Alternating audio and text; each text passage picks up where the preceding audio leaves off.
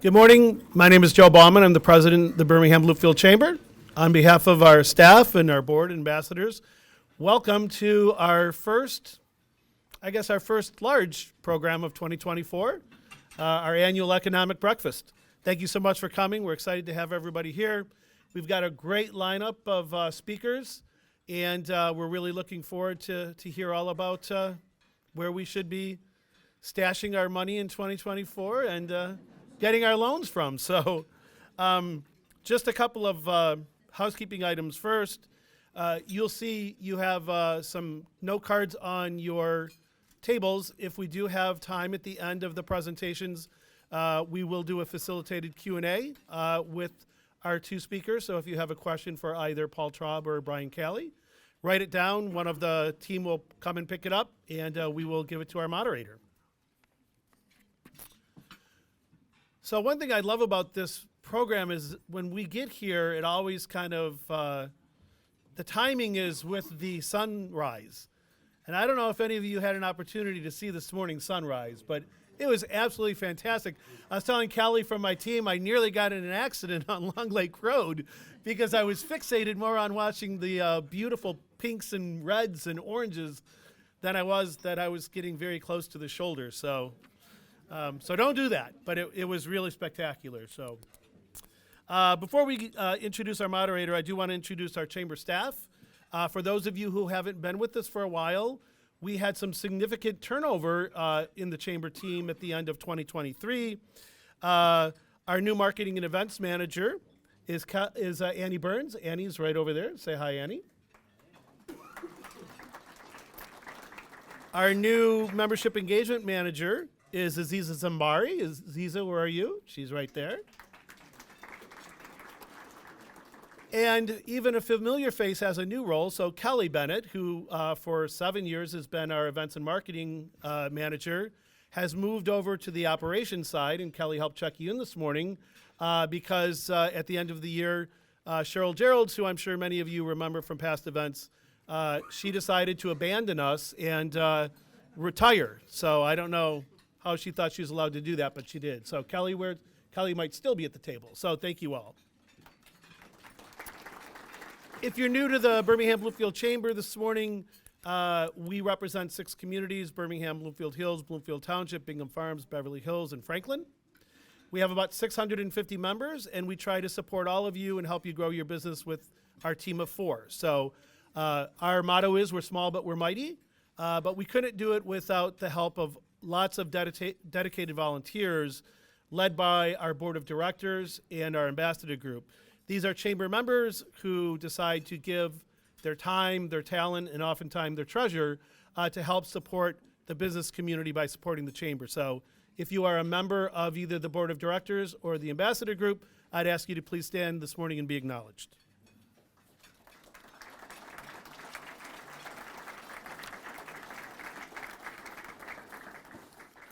I also want to give special recognition to the sponsors for this morning program.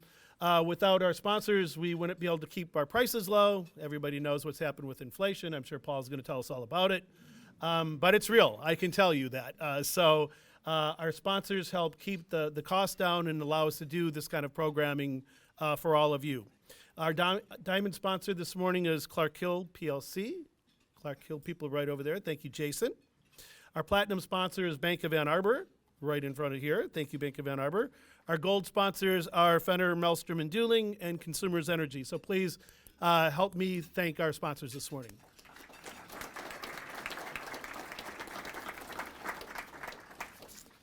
Okay, speaking of Clark Hill, our moderator this morning is Sean Colonna. Sean is an attorney for Clark Hill's Birmingham office in the Tax and Estate Planning Group. He assists clients in preparing general estate planning documents such as wills, revocable trusts, and powers of attorney. In addition, a vast amount of his practice is devoted to complex planning for high net worth individuals through the use of irrevocable trusts, gifts, insurance, grantor trusts, and more for tax planning and philanthropic purposes. Many of his clients consist of entrepreneurs and owners of closely held companies.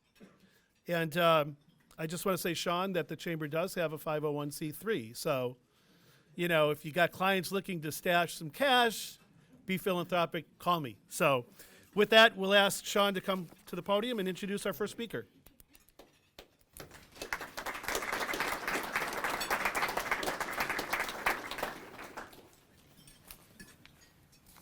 Thank you very much for the nice introduction. I'll dive right into it and would like to introduce today's first speaker, Mr. Paul Traub. Currently is an economic consultant for America's Commercial Transportation Research Company, otherwise known as ACT Research. Previously, he was chief economist for ACT Research, was senior business economist for the Detroit branch of the Federal Reserve Bank of Chicago, and was an economist with Chrysler LLC, ending his tenure there as chief economist. Traub was adjunct faculty at Oakland University in the School of Business, where he served on advisory boards for Oakland University, Baker College, and Lawrence Technological University. At the Fed, Traub co-created the Federal Reserve Bank of Chicago's Detroit Economic Activity Index, and was a frequent contributor to the Midwest Economy and Michigan Economy blogs. He holds a BBA from the University of Michigan Dearborn and an MBA from Oakland University. If we could give him a round of applause as we introduce Mr. Traub.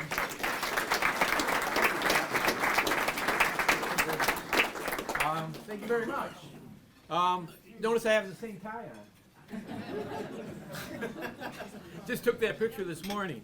So I want to thank you all for coming and listening to me. I've been here a few times. We were just talking about how many times I've been here, and they seem to be adding up.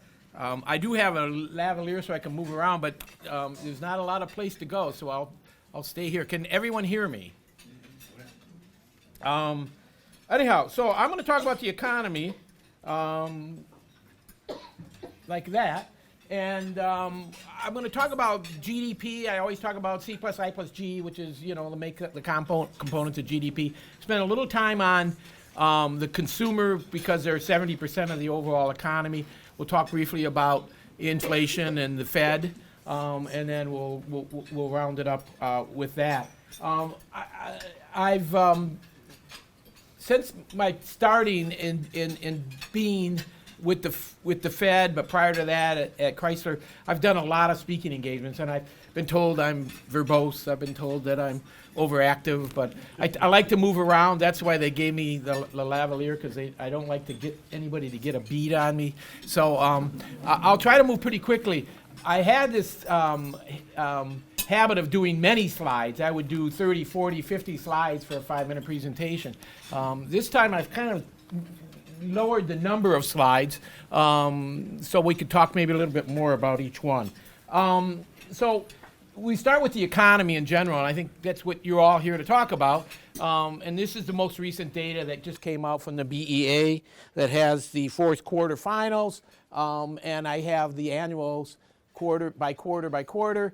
And you can see the economy is doing quite well right now. And what I like to look at is trends over time.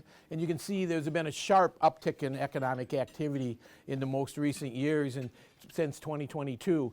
The slide over there is contribution to each, the C plus I plus G to this blue line that I'm showing at the top.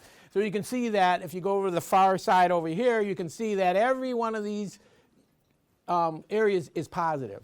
So you're getting contribution to the economy from every sector of the economy. You're getting it from consumption, you're getting it from gross private domestic investment, from net exports, and from the government, which we'll talk a little bit about in a minute, and which has been very important to where we are with the economy right now. So they're all positive, and you can see for the last 3 quarters in a row we've had positive contribution from every sector, which is really good, very unusual. And you can see coming out of the recession how we had really struggling with gross private domestic investment, and that includes residential investment as well as commercial investment or non-residential investment. So that is even starting to show some positive signs. So all in all, when you look at this chart, you can see the economy is doing well, and it's hard to say that it's not. but we'll talk a bit about that, about why people don't believe it is, and which is surprising to me when I look at the numbers every day as to why people don't believe it's okay. This is kind of redundant, so we'll pass by that. So when I look at the consumer, I have this thing in my mind that I always do, this ability and willingness. So your ability to buy is I have money in my pocket. My willingness is, do I want to separate myself from that money? And that's the attitude side, is my willingness to spend, or do I just want to save it? Do I want to hang on to it? Am I worried about tomorrow? Which is one of the reasons a lot of people don't spend. I have a big bill coming or something of that nature. So when you break it into ability and willingness, on the ability side, it's real disposable income. It's how much money do I have after I make my tax commitments, and it's real. It's adjusted for inflation. So that's the important part of that particular indicator. Personal interest payments is how much of my money is already dictated to going out of my disposable income just to service my debt. And then you've got CPI, which is inflation. I use CPI. The Fed uses PCE inflation, which we'll talk about later. The yield curve is the split between money, so it's the cost of money. Banks borrow short, lend long. And the Fed can control that lending by raising the short-term interest rates. And at some point, short-term interest rates get higher than long-term interest rates, so banks quit lending. And that's how the Fed kind of controls the flow of the economy, by slowing down this demand for money because it costs me too much, and I'm not going to spend that. And then when you get over on the willingness side, it's consumer sentiment. So how do I feel? Am I ready to spend the money? And that's really made up of, do I have a job? So our initial claims is a great indicator of what's going to happen next. A lot of people getting laid off. That's even bigger than the unemployment rate, because the unemployment rate is a lagging factor, so it comes in later, after the fact, after everybody's been laid off. And you got manufacturing hours, so I have a job, but am I working? Am I working full time? Am I getting overtime? Those types of things. And then you have the stock market, of course, which is the big thing. As goes the stock market, in my mind, there goes consumer attitude, and this will show up in spades when we look at some of the other slides. I'm supposed to have 20 minutes. I've got about 15 to go. So we can look at real disposable income. The important part of this is it's real. So when I talk, people always talk about, well, I'm not making enough money, costs are going up so high, inflation's so high. Well, this is all baked into that, right? So I know things are costing more, but when you look at real disposable income growing at 4.2% in the last quarter, peaked at 5.3%, there's a lot of people with a lot of income coming in, and that's why consumption has been so strong. I mean, people continue to spend. I always talk about the rule of 7. So if I have a fixed rate security that earns 7% per year, it's going to double in value every 10 years. So if I have my real disposable income growing at 3.5, every 20 years, my station in life changes. It doubles. My ability to spend doubles. So this is a big part of what we're seeing in the economy today, and this is expected to continue going forward. When you look at the credit side, everybody always talks about the credit number is the highest it's ever been. Well, yeah, so is the economy. It's the highest number it's ever been. Everything's always going to be the highest number it's ever been if you look at the nominal number, because you always got more people. You always got more people with credit. So the best way to look at it, in my mind, is look at it, what is it as a percentage of real disposable income? Because that's your ability to service that debt. So even as the Fed's been raising rates and raising interest rates, as a percentage of real disposable income, the amount of money going to service debt, going back to the last 10 years, is as low as it's ever been. So people are paying more in interest, and more of that money's going out, but as a percentage of their income, it's quite low. So you can see the personal interest payments, and I moved this to yellow, because now they're starting to turn, it's starting to turn. We're starting to see the hump, the light at the end of the tunnel, in my mind, in that particular indicator. So we look at CPI, which is what everybody hears about when they talk about inflation. Everybody always talks about consumer price index. You don't talk about pre-CE. It's always CPI, and the CPI is this, it's that. You can see where it is now at 3.3% in the most recent data, coming down from its previous peak of 8.9%. So that gives you kind of an idea of how much it's improved. And then you can see even less food and energy has come down 2.5%. But you come over here to the side of durable goods, they're negative.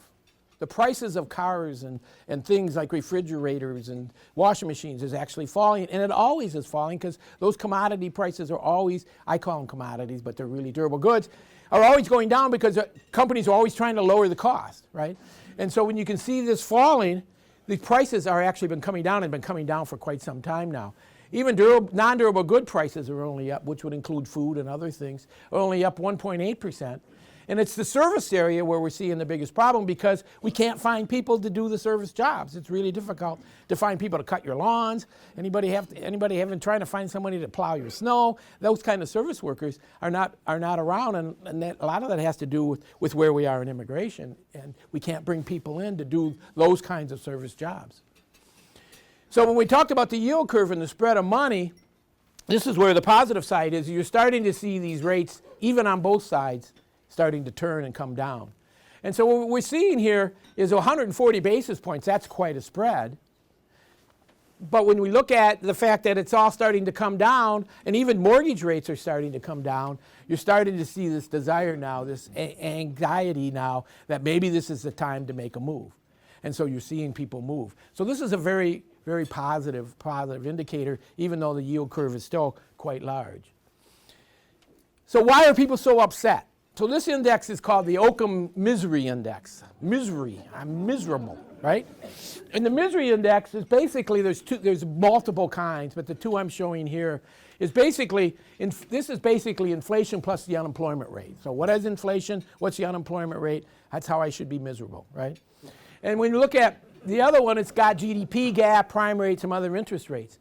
But I want to show you that the misery index, dating back to 1970, is low.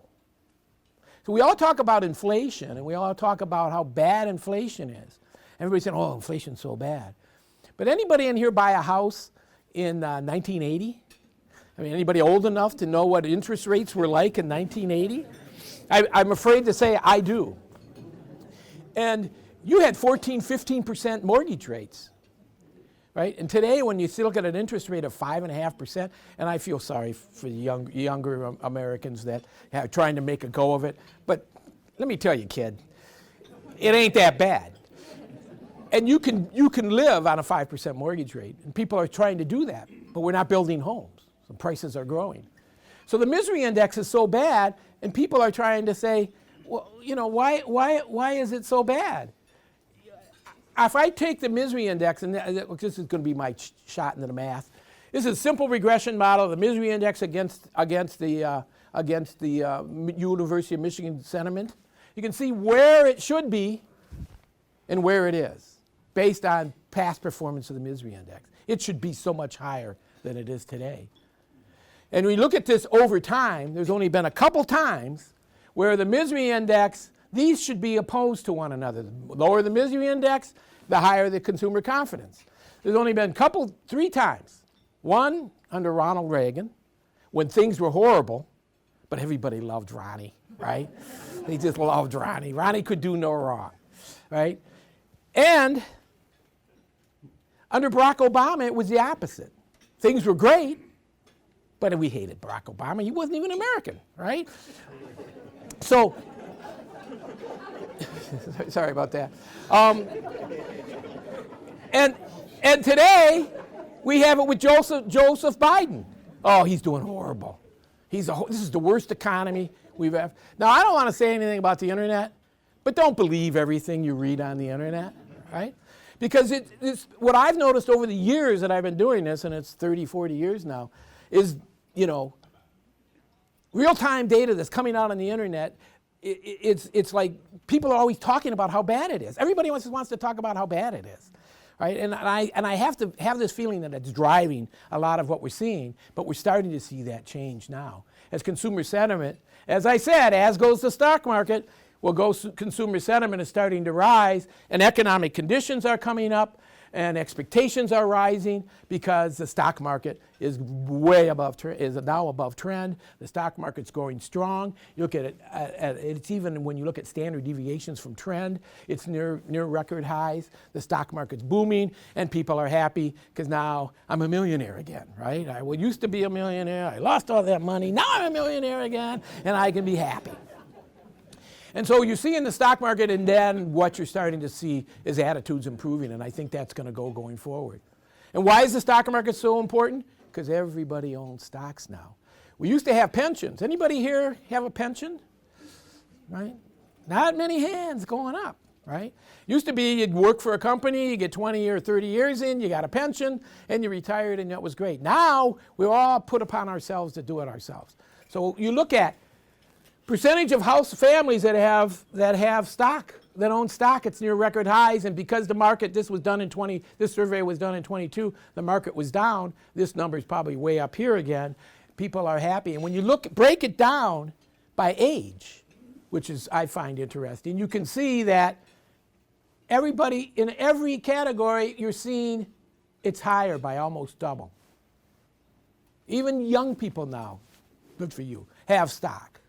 And so as the stock market goes, everybody starts to feel better, they feel wealthier, they're not going to spend that money, but that drives their attitudes. And another piece that's going on, and I kind of did this for our next speaker, is business equity growth. Families that have growth in business equity. So we're seeing the gig industry, people working from home. Myself, I'm consulting now. You can see that is rising. So people not only have stock money, they have a vested interest in their own businesses, and they're starting to see that grow. I think that's all real positive for what we're going to see going forward this year. Personal consumption expenditures continue to grow. Look at the growth in December. And this is the most recent data, that was part of the data, as people start to feel better about themselves and things are growing. So we look at the government side. This is the part that's kind of a change. You can look at the government piece. It's either going up or it's going down. It's never kind of staying. But there's been this kind of long history of, I've tried to put this politically correct. Let's privatize social goods. How's that? And when we do that, we shrink the government. And so that lowers your taxes. But it also has an impact on education, on your roads, on the conditions that you live in when you take away some of this stuff and privatize it. And so what we've seen, and most recently, and we can argue the merits of the budget and the deficit, but the deficit's either going up or going down, although it's always climbing. But right, how many people in this household, in this room, have more equity or more income than debt? It's just not the way things kind of operate. So the government's operating that way, and you can see when we got out of the problems here, we got third quarter, we had the Build Back Better plan or whatever you call it, but you can look at both state and federal government is starting to contribute positively to the economy, and we're coming out of this downturn from the 2014, 2015, 2016. We're starting to see that turn around. And those are investments in infrastructure, investments in types of areas that we didn't invest in before. And in Michigan, we actually increased the contributions to schools. Local schools is going up. And education is probably the most important thing we can do as a society to create a better society. It's kind of one of these things where my son's in school now, and he just graduated from high school, and we were trying to tell him he's going away to college, and my wife Margaret is sitting over there, and she's talking to him and telling him, geez, William, this is what you got to expect, and this is what these kinds of things are going to happen. And he looks at her and he goes, Mom, take this in the spirit it's intended. But that was 40 years ago, right? Things aren't like that now. And we go, well, yeah, you're right. Things aren't like that now, but, and I want to get done. I want to get out of school. And the other person at the table was talking about their son, I want to get done. I want to get this done. This is his big time in life to get an education, to sow some wild oats and spend some time in a dorm in a cinder block building that doesn't have bars on the windows. And he wants to just get it done. He's in this hurry. So when I talked earlier about attitudes, and it's relational. It's what we've experienced in life. It's different for everybody. So when you look at attitudes and people now that are more people on social media and on the internet and read that stuff more, that is different this time, and that's something I thought I would never say, because I always had a comment that if you ever hear economists say it's different this time, just to walk away from them, because the basic rules of economy don't change. Supply and demand, cost and quantity, they're all solid.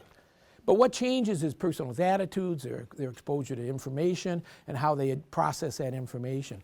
And that's where it's different. And with the government contributing the way they are now, we're starting to see benefits from it. And we're seeing it in the business side. So profits are back up. You're looking at debt to net worth is falling back. You're seeing the risk premium, the spread between junk and non-junk bonds is falling. You're looking at producer prices are down. I mean, across the board, it's looking better. But business managers were still, because they were uncertain. And uncertainty drives this ability to say, I'm not ready, I don't know what I want to do, right? And they were uncertain about the economy because when we looked at the yield curve predicts recessions and has done so pretty accurately, like 9 out of the last 10 times. When the yield curve's inverted, you're going to have a recession. That's what everybody always says. Well, the yield curve's inverted, we're going to have a recession.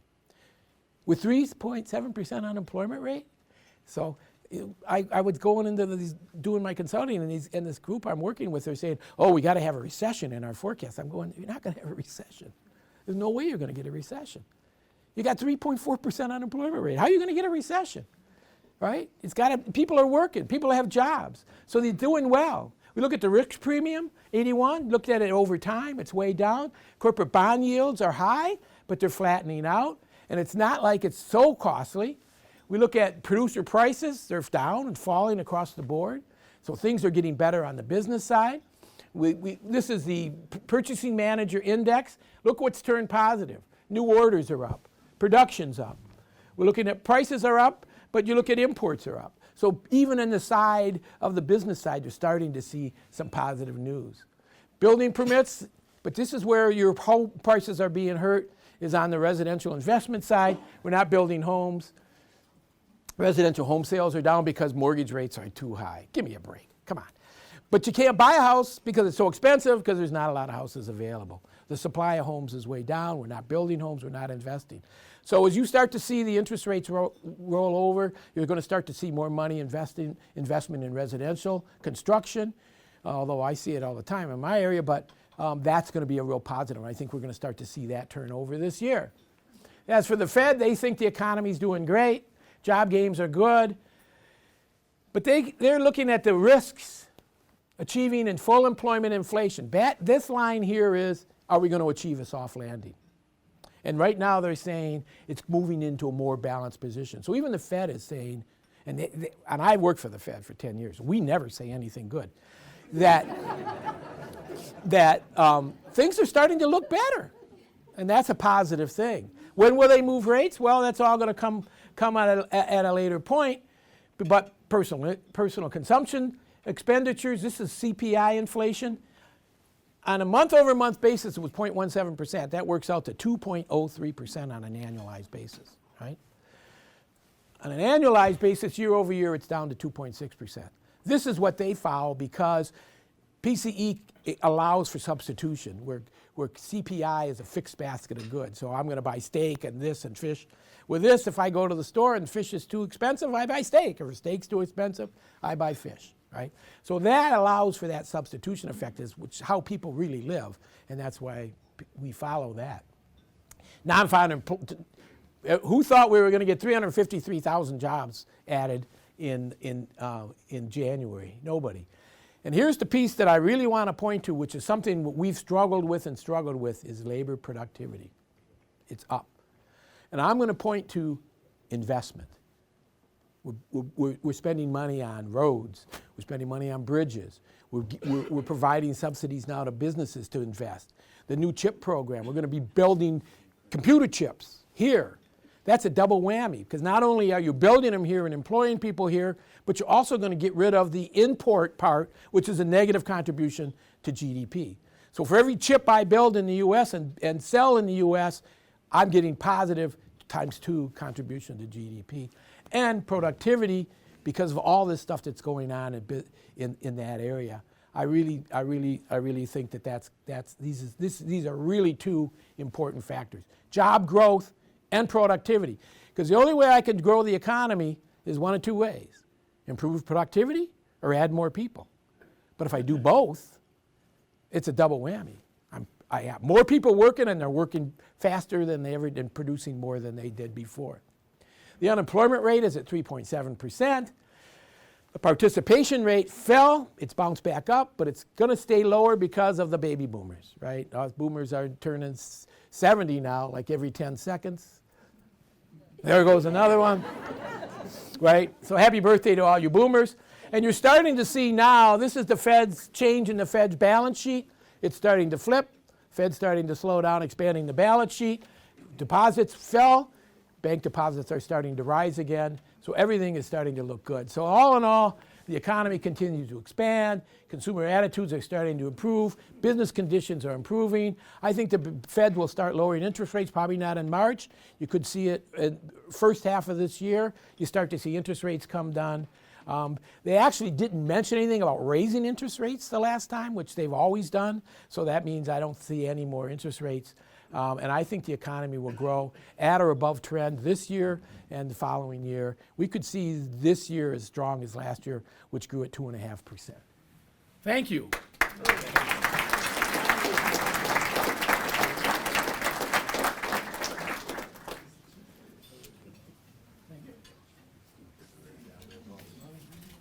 Thank you, Paul Traub. Great information. I would like to introduce today's second speaker. Mr. Brian Calley is the president and CEO of the Small Business Association of Michigan. Brian is able to put his passion for Michigan's small businesses to work. He serves as director of a publicly traded community bank and as a trustee of Oakland University. Additionally, he sits on various boards, including Special Olympics of Michigan, Sparrow Health System, Disability Rights of Michigan, and the Autism Alliance of Michigan.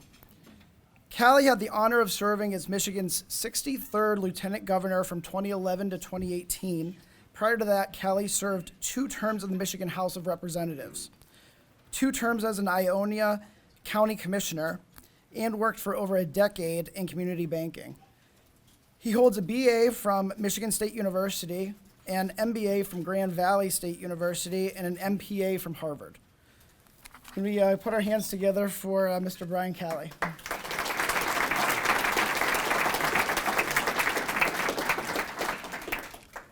All right, thank you. Thank you very much. I thought is this on? You don't need that. Well, what if I walk away from this? Okay, all right, so I make sure I don't walk away. Okay, so I wanted to, first of all, thank you for the invitation to be here. I'm always flattered to get an invitation like this, and I thought I'd start out by saying that I am not an economist. So you just heard from Paul as an economist, and a lot of great information, but I do have an economist joke. And I rarely get an opportunity to tell this joke, and nobody ever gets it, but I have faith in you because I don't know, this is Oakland County, right? You guys are very sophisticated. So 2 economists are walking along, and they fall into a very deep hole, and they can't get out. And then one looks to the other and says, I have an idea. Suppose we had a ladder. That's the joke.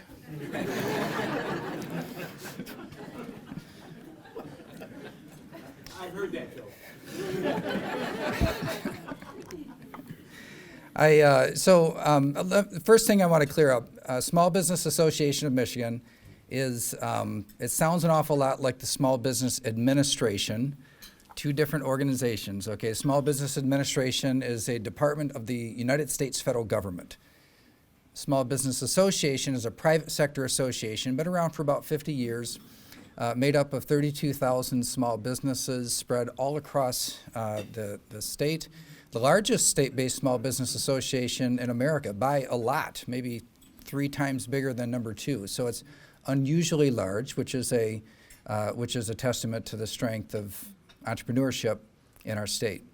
I often will say that while we're kind of known here in Michigan for these big big companies, and we're fortunate to have Fortune 500 headquarters including here in Oakland County, but across Michigan. But a lot of these companies, to the world, they're Fortune 500 names: Dow, Kellogg, Ford, Stryker, Gerber. But to us here in Michigan, those are family names. Like, these were entrepreneurs, family businesses that ended up changing the world. So we pay pay very close attention to the sub-story about what's happening with entrepreneurs and small businesses underneath the top line numbers. And so you'll maybe get a little bit of a different flavor here. What's happening with small business sometimes looks different than what's happening with the overall economy, because you could look at like retail, for example. Consumer spending strong and retail is moving in a certain direction. But small retail is going through the hardest period maybe in American history in the type of experience that they're having today. So there are sub-stories underneath the top line numbers that are really important to pay attention to, because, as a lot of the politicians say, and I myself am a recovering politician, it's often said small businesses are the backbone of the economy. Like, people say this all the time. Now it happens to be true, but it's kind of almost like a cliche. But the economic infrastructure of most of our communities are small businesses or entrepreneurs that are taking a chance, like pushing all their chips on one thing. So I want to cover. So we're going to talk a little bit about policy, a little bit about some of the trends, maybe a little bit of politics. We'll work into it, but not hardcore politics, but just the way that some of this stuff is affected by the political system. So a few things. On March 11th, March 11th is a big day. I want you to mark it on your calendar. The independent contractor rules will be changing. The U.S. Department of Labor has modified pretty substantially the rules on who qualifies as an independent contractor. And if you are an independent contractor or you use independent contractors, I would implore you, please look at the new standards, which on paper kind of look like the old standards, but they're from the Obama administration, but they're highly subjective. Will they be applied the same way as before? We really don't know that yet. What we do know is that departments of labor across the country are becoming much more aggressive on classification of employees. Here's what they call it. If you classify somebody as an independent contractor and they think they should be an employee, they have a phrase for that. That phrase is payroll fraud. So they mean business with it. Again, I implore you, please look at these rules. Do not just assume that you're okay because you've always been okay. Very substantial changes are being made. They take effect on March 11th. The next is adopt and amend Supreme Court case. So this has to do with minimum wages and minimum paid sick leave requirements. There's a case at the state Supreme Court on whether or not a 2018 compromise was passed properly. So the Supreme Court is not really making a decision on what they think minimum wage ought to be. They're making a decision on whether or not the law was passed properly several years ago. And if they decide no, then overnight there's a pretty big change in the minimum wage to go up by about 30% in Michigan, but the tipped wage in the hospitality business will go away. So it'll completely change the business model of restaurants literally overnight, and this is a Supreme Court case. They heard oral arguments a year ago or a month ago, and they could decide any time, but I really don't expect this decision until May or June of this year when the Supreme Court will publish that decision. And then there's a new regulation went into effect on the 1st of January, so 3 kind of tidbits to take away that these things affect many or most businesses. Beneficial owner information. It used to be something that your bank or credit union had to report up to an agency called FinCEN, the Financial Crimes Division in the federal government. Now that is your responsibility to report who are the beneficial owners of your business. So you have until the end of the year to do that. It's at the FinCEN website. All the stuff you can find at sbam.org, sbam.org. That's where I work. A lot of these articles I write myself even on these subjects. So You will need to report by the end of the year, for the first time ever, who are the owners, the beneficial owners, and that includes management, even if they're not owners. Okay, so this is a new. You've never had to do this before. Big penalties if you fail to comply.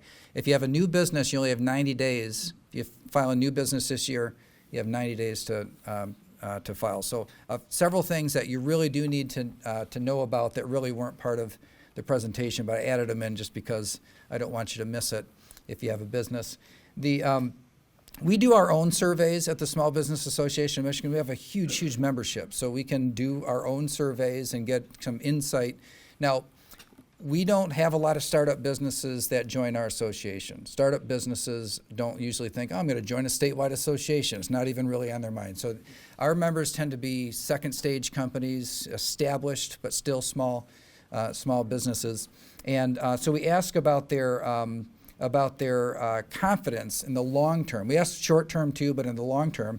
And as you can see, in people that own businesses tend to be confident or optimistic people. You kind of have to be an entrepreneur, that like things are somehow going to work out. You can see that actually was kind of the top line is the confidence number, which it's always pretty high, even in the worst of times. Entrepreneur's attitude is usually, but somehow long term I'm going to figure this out. It was actually trending down. At the end of the last year, it hit a low point in the last couple of years. But actually this quarter, we just finished a survey. We didn't even release this as the first people to see it. You see it's kind of popping back up, and the pessimism lines are pretty flat, or even declining a little bit from that. From what happened at the end of last year. We also ask, what's the single biggest problem? So you can only choose one. If you choose, what is the biggest problem facing your business? As Paul had talked about, like this attitude, the underlying attitude of what's happening with the economy. Actually, the economy was slightly number one. Inflation had been number one for a while, but for a long time before that, it was labor, like the inability to find people. And the availability of labor. We actually ask about quality or productivity of labor that you can find as well, but just the availability. So those are the top three answers that we got. But the concern around the economy, and here's something kind of interesting that we're seeing bubble up in kind of an anecdotal way, but usually our anecdotes pile up and then 3 or 4 months later people start to see it. There's kind of a division right now that we're starting to see where B2B business to business, those types of businesses feel pretty solid right now. Trends are good and growing. B2C, so business to consumer businesses, at least at the smaller level, are feeling a lot less confident and experience a lot of, in fact, we've had a lot of feedback that it feels like toward the end of last year that a lot of businesses really hit a wall. The B2C businesses kind of hit a wall and are starting to get pretty concerned. Now, it's one thing to say, what do you think? Do you think we're in a recession? Are you feeling confident? It's another thing to say, are you taking any actions to deal with risks that you perceive you have out there today? And so the answer, about a third said no. I'm not really taking any actions right now, but reducing expenses, hiring freeze, and delaying capital expenditures. Like these are real things that are happening among the small business community right now, at least among our members. And again, our membership is bigger than anywhere else in the country.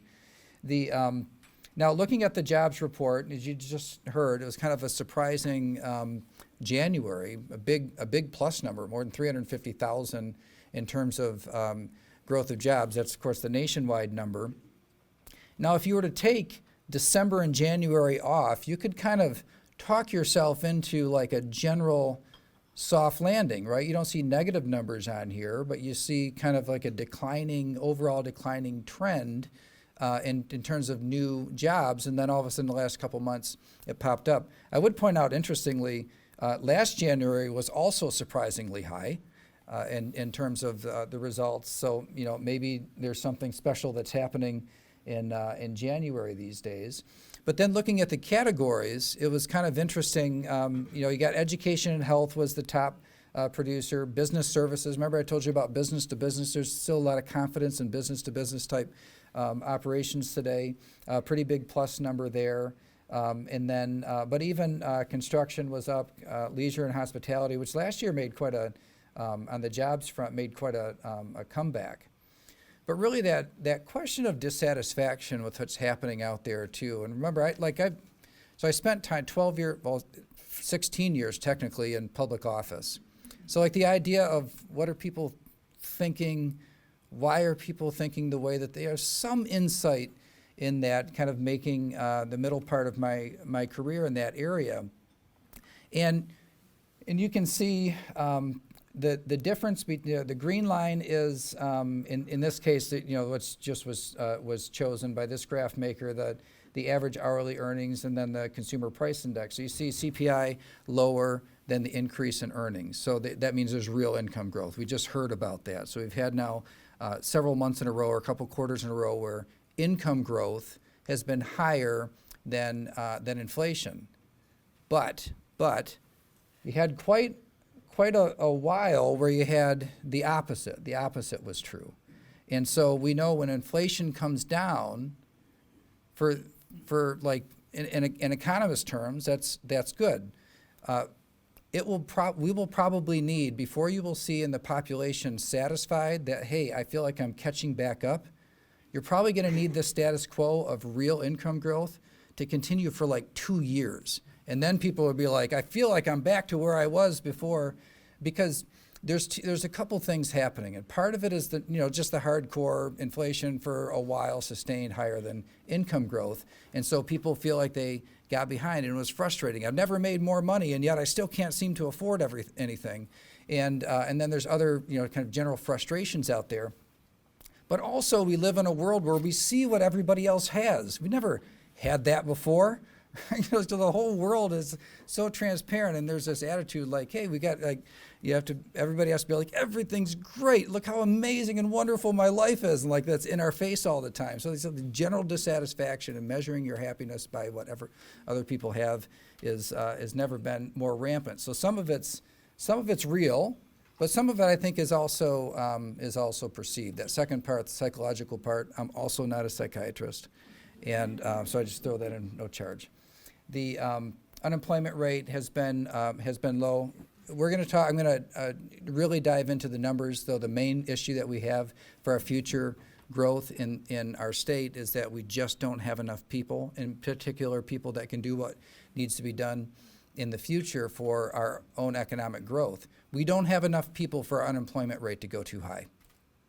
Right? Like, even if the economy significantly softens, it's not going to look or feel like what it did before, because we don't have enough people. We don't have enough housing stock for real estate prices to plummet, and we don't have enough people for unemployment to go way up. So economic softening is going to look a lot different with those types of conditions compared to before.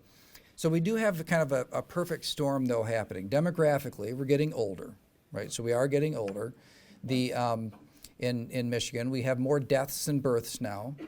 And also we're losing the net migration. Now, this is not international immigration I'm talking about here. I'm talking about migration between states. And the U-Haul numbers are just an illustration. So you got the U.S. Census. You've got, there's actually Allied Vans does another index as well. And all of these things generally look pretty similar. But in looking at Texas, Florida, North Carolina, South Carolina, Tennessee, being the net inbound states, the highest inbound states, and then on the highest outbound, California, Massachusetts, Illinois, New Jersey, and Michigan. And so you do see and I thought it was kind of interesting too. Number 6 on the inbound is Idaho. And so like, who wants to move to Idaho? But it's like right next to California, okay, which is the highest outbound. Okay, so some of this is just kind of proximity, not necessarily that Idaho found its mojo. It's that it's like people from California fleeing. And then also labor force participation. And you'll see among men is the orange number on the top, women is the purple number on the bottom, and then the average between the two. So while we have had pretty good recovery from the depths of the pandemic, took a while. Michigan is finally today, just recently getting to a point where our labor force participation and overall employment has caught up to where it was when the pandemic started.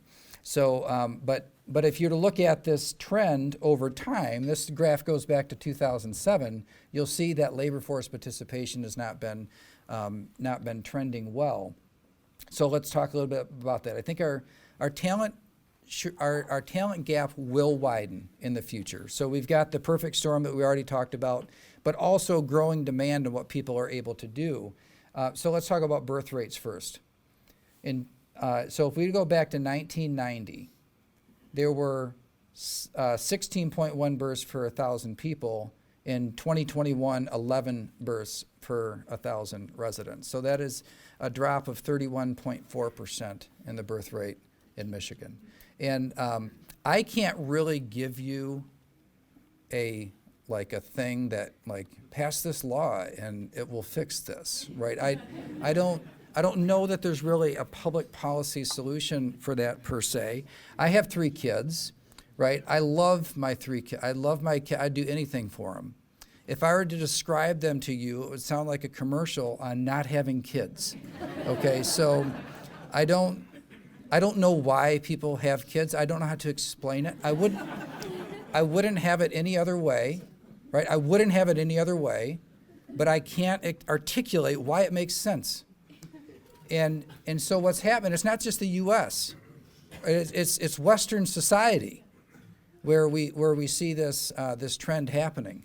And so we also see baby boomers, as you see baby boomers kind of moving through the cycle of, we got age bands, and these are 10-year age bands. And so they have this time where we consider prime working years. So 25 to 54 is considered, you're in your prime. And no offense if you're no longer in your prime.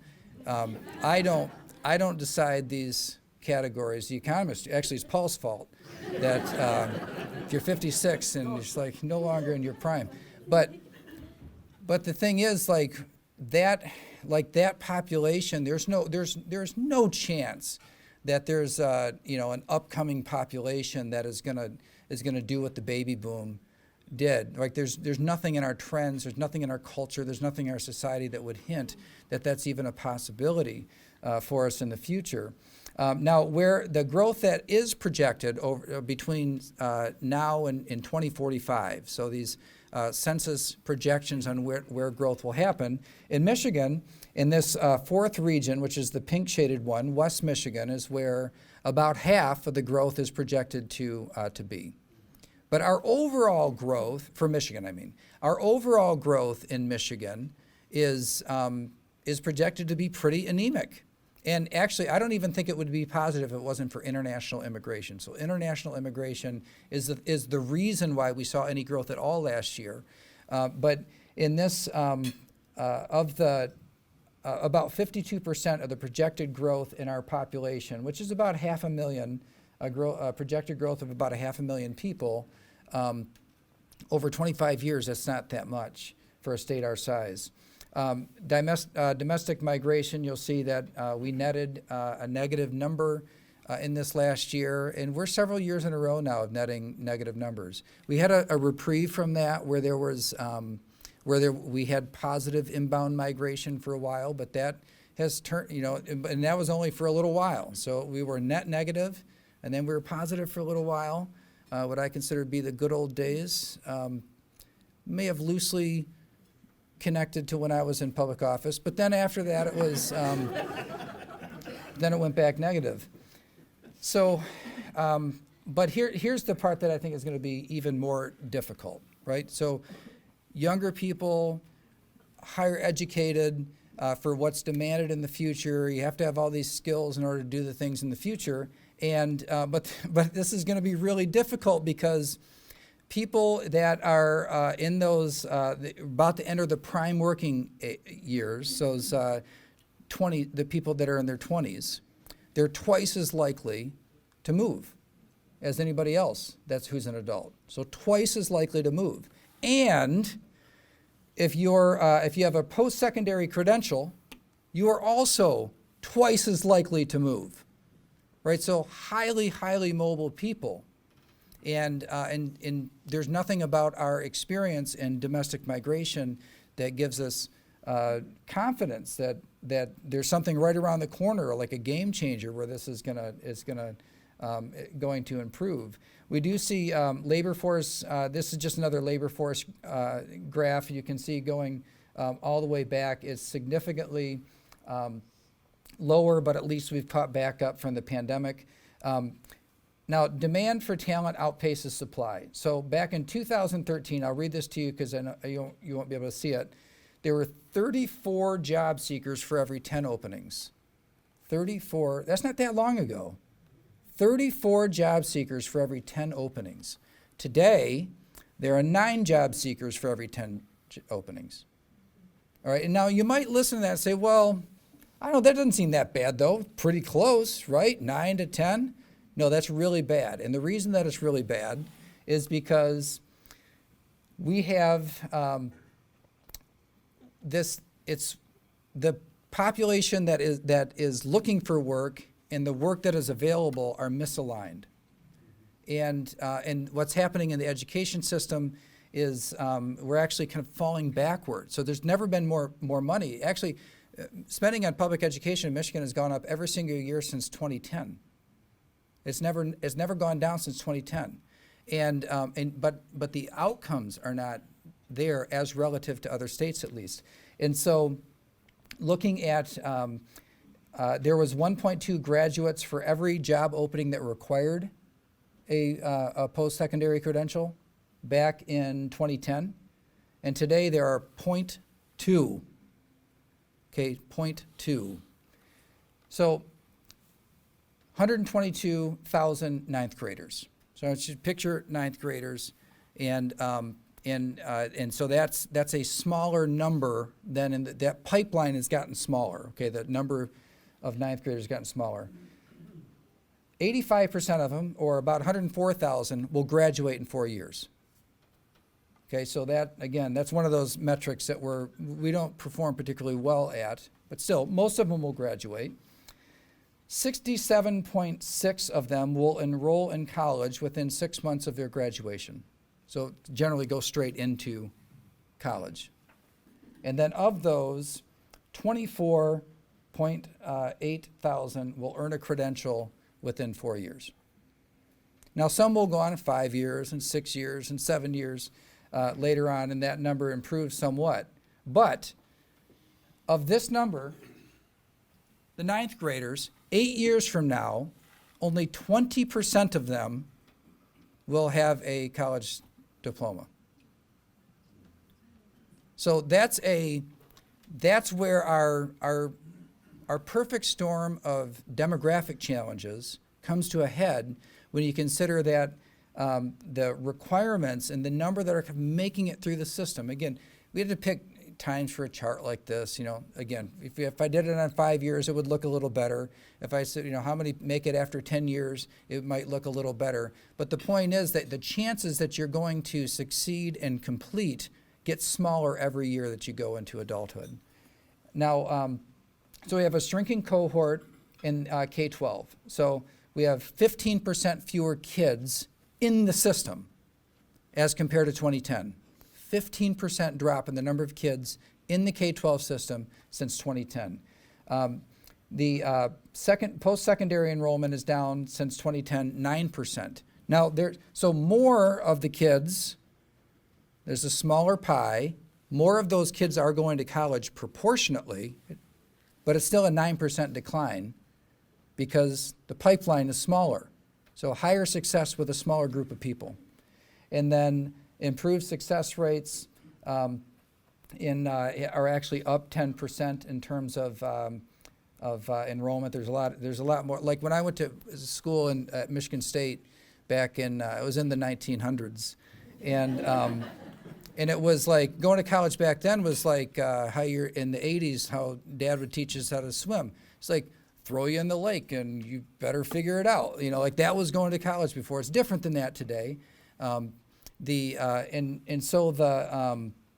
the improved success rates are a plus here, but there's a skyrocketing demand for credentials, which is up 406%. Right, so that's where this gap is getting so wide. So each year, we're only on, in terms of like new people to meet this demand, we're only about 4% of the demand. So just some final conclusions. First is inflation is likely to continue to edge downward. All right, there's some signs that like it's. I look at it oversimplified. The Federal Reserve has to decide: are you more afraid of a bad economy or inflation?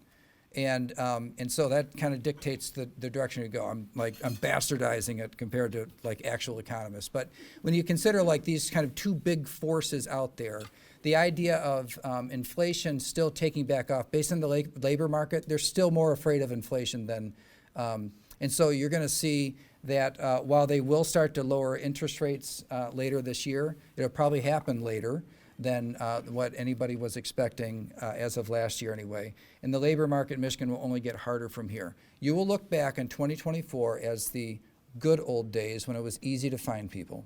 All right, I know it's hard to believe, but when you look at these numbers, these are the good old days when it's easy to find people. There's a big factor out there that could change all that, which is artificial intelligence. Automation is being applied in a different way, in a lot of different ways, in a lot of different industries these days. Those solutions are likely to accelerate because of this labor shortage. So I appreciate the opportunity to be here with you and would love to engage with you in the future.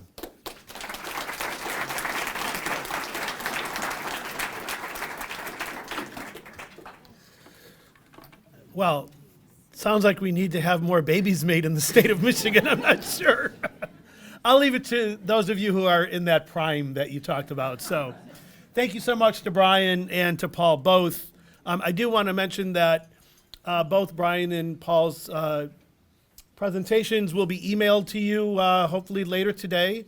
And this entire program, which is being filmed, thank you very much to Bloomfield Community Television, will also be available on our website. We'll provide the link. So if you had some friends, colleagues who weren't able to attend this morning, you thought they would benefit from the presentation, please send it along to them. I want to again thank our speakers. I want to thank our moderators from Clark Hill. I want to thank all of our sponsors. I do want to mention, so this is one of 3 sessions. Our next session is March 14th. Brian will appreciate this. We actually have your old boss. So former Governor Rick Snyder is going to be our featured speaker for our technology and cybersecurity forecast. For those of you who don't know, Mr. Snyder, after leaving public office, founded and is the president and CEO of a cybersecurity firm called Census, which is a fast-growing small business in Michigan. And hopefully he's a member of SBAM, Brian? Okay, well, that's good. He's smart. So, and then lastly, on April 11th, we'll have our annual real estate forecast. And both of those programs, again, are right back here in this room. So hopefully we'll see you. Again, thank you all for coming. Hopefully you got some good information this morning, and we'll see you all soon. Thank you.